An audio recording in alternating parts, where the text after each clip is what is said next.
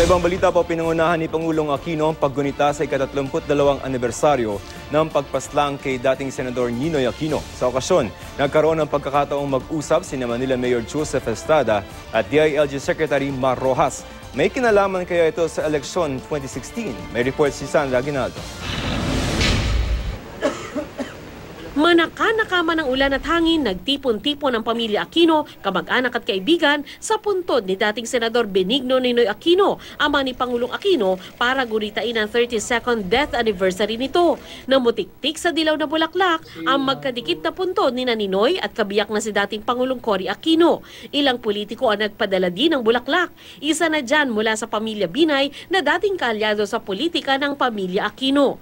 Dumalo naman si DILG Secretary Mar Rojas, ang manok ng administrasyon sa 2016. Holy Mary, Mother of God, pray for us. Ang mga kapatid ng Pangulo na sina Bolsi, Pinky at Viel ang nanguna sa pagdarasal ng rosaryo. Kapansin-pansin namang wala ang kanilang bunsong kapatid na si Chris.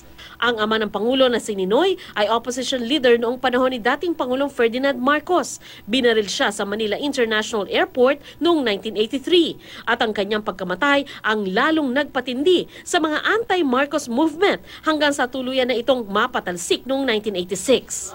Kasunod dito, dumalo ang pamilya Aquino sa misa sa Lasal Green Hills para pa rin kay Ninoy at sa kanyang kapatid na si dating Senador Boots Aquino na pumanaw kamakailan. Si Boots ang isa sa mga nanguna sa anti-Marcos rallies matapos patayin si Ninoy.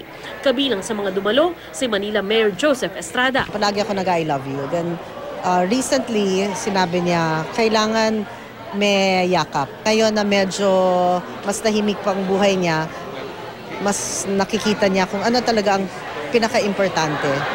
Diba? Yung love talaga. Sa ospital pa lang, ayaw na niyang binibisita siya. I think he doesn't like to be fussed over.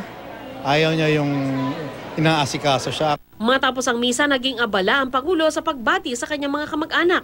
Ilang minuto namang nakitang nagbubulungan sina Era Patrojas. Tungkol ba ito sa suporta sa 2016 elections? Mutual expressions of goodwill. Maayos naman. Ang relasyon ko naman sa kay Pangulong Erap ay mausay at maayos. Lahat sila very close sa akin eh. Vice President Binay, si my compadre, Grace is my inanak, and Mar. I'm very close to Mar because he's a member of my cabinet. Kaya nahihirapan ako. Sa NAIA naman, nagsagawa rin ng tribute para kay Ninoy ang mga nalalabing miyembro ng August 21 Movement o ATOM na itinatag ng kanyang kapatid na si Boots. Sandra Aguinaldo, GMA News.